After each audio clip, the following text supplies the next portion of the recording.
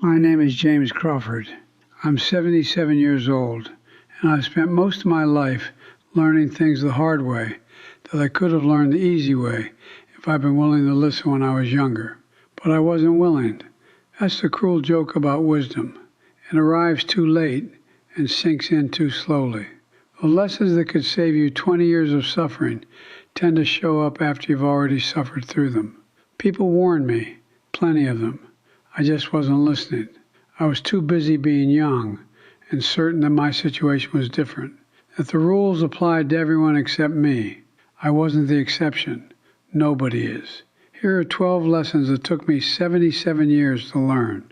Each one cost me something. Some cost me years. Some cost me relationships. Take them.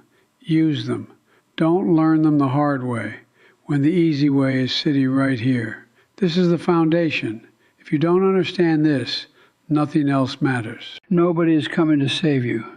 Not your parents, not your spouse, not your boss, not some future version of yourself who magically has more courage than the version sitting here right now.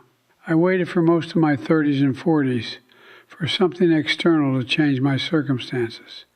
A break, an opportunity. Someone who would recognize my potential and pull me up. That didn't happen. Not because the universe was cruel, because that's not how it works. The day I stopped waiting and started being my own hero was the day things changed. Being your own hero means waking up every morning, accepting that whatever happens is yours to deal with. It means looking in the mirror instead of looking around for someone to blame. It's cold at first. But on the other side of that coldness is power, real power, the power of someone who has stopped outsourcing their life. I spent decades trying to control things I had no business controlling. Other people's opinions, the economy, my children's choices, traffic. The energy I wasted could have powered a small city. Here's the truth. You control almost nothing. You control your thoughts, your words, your actions, your attitude, and your response. That's it. Everything else is outside your jurisdiction. But that short list is everything. Because your response to what happens determines your experience more than the event itself. Two people face the same setback. One collapses, one adapts. The difference isn't the setback, it's the response. I lost my business in my 50s. Everything I'd built over 20 years, gone in months. I could have let it destroy me. Instead, I made a quiet choice at the kitchen table one morning.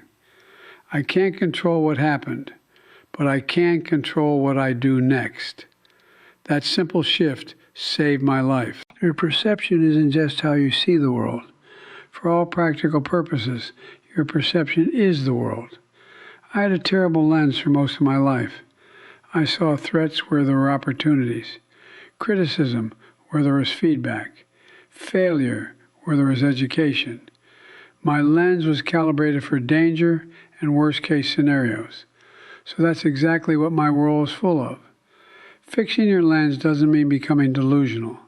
It means developing the discipline to ask yourself before reacting, is this actually what's happening, or is this what my lens is telling me? When I changed my lens and started looking for possibility instead of threat, my circumstances didn't change immediately, but my experience changed overnight. And over time, better perception led to better decisions, which led to better circumstances. Fix the lens, and you fix everything. Tomorrow doesn't exist. It never has. It's a concept, a story you tell yourself about a future that may never arrive. Yet we treat it like a storage unit. The workout will start tomorrow. The conversation we'll have tomorrow. The dream we'll pursue tomorrow. Tomorrow is where courage goes to die. I used tomorrow as a dumping ground for decades. Every difficult thing got shipped there, and tomorrow passes to the next tomorrow, and the next, until what I was going to do was 10 years overdue. The urgency is this. You are not guaranteed tomorrow. People die every day who had plans for the next day. Whatever you're putting off, do it today. Not perfectly, just start. The size doesn't matter. What matters is you stop depositing your life into an account that may not exist when you try to withdraw.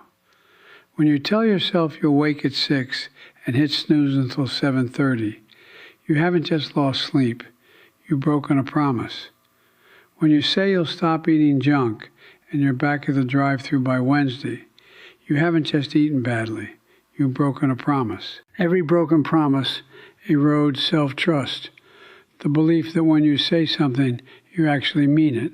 I broke promises to myself so many times that I stopped believing my own words. I'd say I was going to change, and the voice would whisper, "No, you won't." The voice was usually right. Self-trust is rebuilt one promise at a time. Start small. Make a promise so minor that failure is almost impossible. Keep it, then make another. Build a streak so long that the voice changes its tune. A person who doesn't trust themselves can't build anything meaningful. Your body is not a machine you can abuse for 30 years and fix later with a gym membership. It is keeping score of every decision, every meal, every night of sleep, every hour of movement or stillness. I ignored my body for most of my adult life. Ate what was convenient, slept when I collapsed. By my late 50s, the bill arrived. Blood pressure that scared my doctor. Joints that screamed every morning. Energy that cratered by afternoon. None of it was inevitable. It was a predictable consequence of decades of neglect. Invest in your body now. Walk, stretch, eat real food, sleep properly. Do these things not because they're exciting, but because the alternative, slow, painful deterioration of the only vehicle you'll ever have, is a price you can't afford. Money can't buy happiness, that's true, but money matters enormously. Poverty is stressful in ways no amount of positive thinking eliminates. Financial insecurity destroys relationships and eliminates options. Money ruined my first marriage, not because we had too much, because we had too little and handled it badly. We fought constantly. The stress bled into everything until nothing was left but tension. Learn about money, not to become rich, but to become competent. Learn to earn it, manage it, save it, invest it, and discuss it without it becoming a weapon.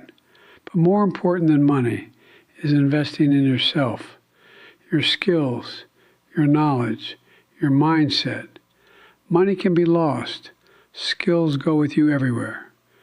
I worked 60-hour weeks through my 40s, missed recitals, missed games, missed bedtimes, missed ordinary weekday evenings that accumulate into the substance of a childhood. My daughter told me she used to listen for my car in the driveway at night. She'd lie awake waiting. Most nights she fell asleep before I got home. Eventually she stopped listening.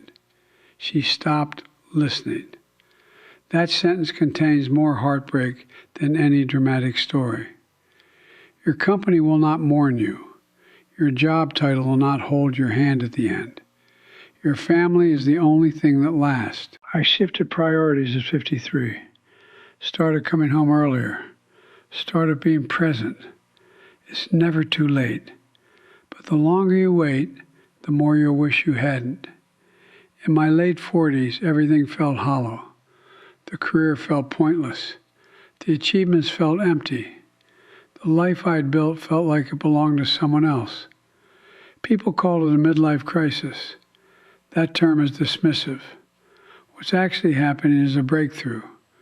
The first time in your adult life when the noise dies down long enough to hear your own voice saying, "This isn't what I wanted."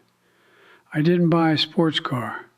I sat with the discomfort, asked hard questions, examined which parts of my life were authentic and which were performance. The answers were uncomfortable. Much of what I'd done was performance.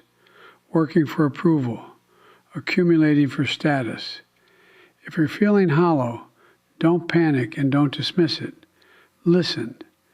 Your soul is trying to tell you something your ego doesn't want to hear. I argued my way through decades with Catherine, with my children, with friends and colleagues, about politics, parenting, finances, directions, and whether the chicken was overcooked. I was right about most of it, and it cost me more than being wrong ever could have. Because being right doesn't feel good to the person you just proved wrong. Being right pursued aggressively makes people stop talking to you. Catherine told me once, "James, you'd rather win an argument than keep a friend.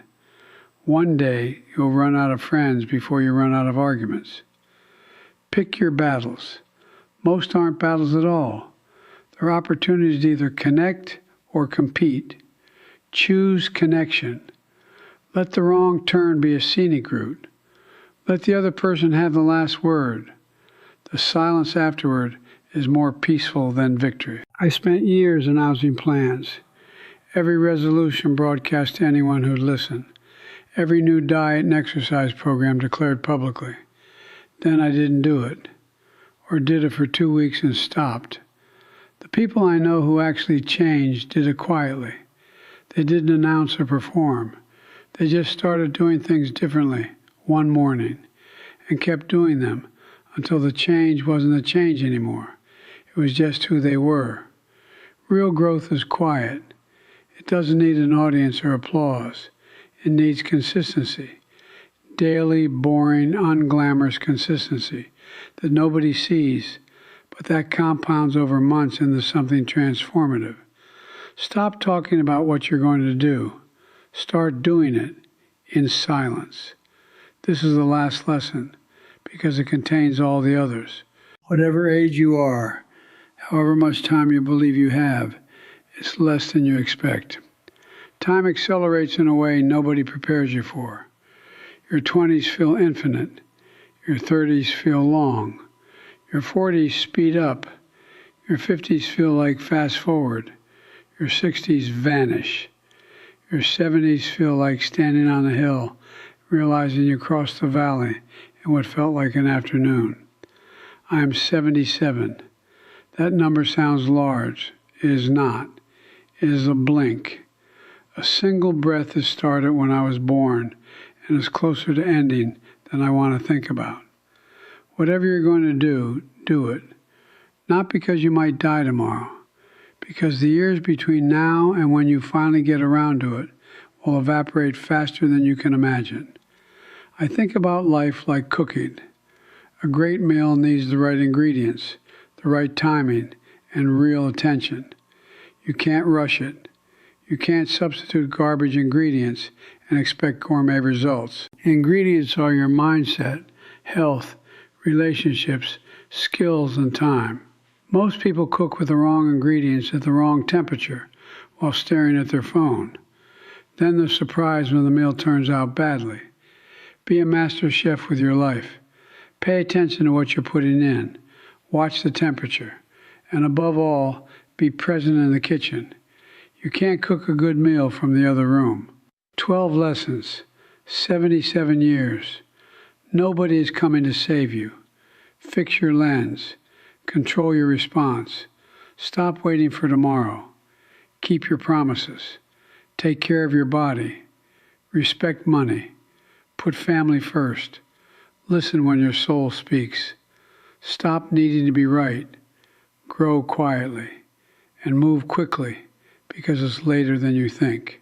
The kitchen is yours. The ingredients are in front of you. The clock is already running. Start cooking. That's all I've got for today.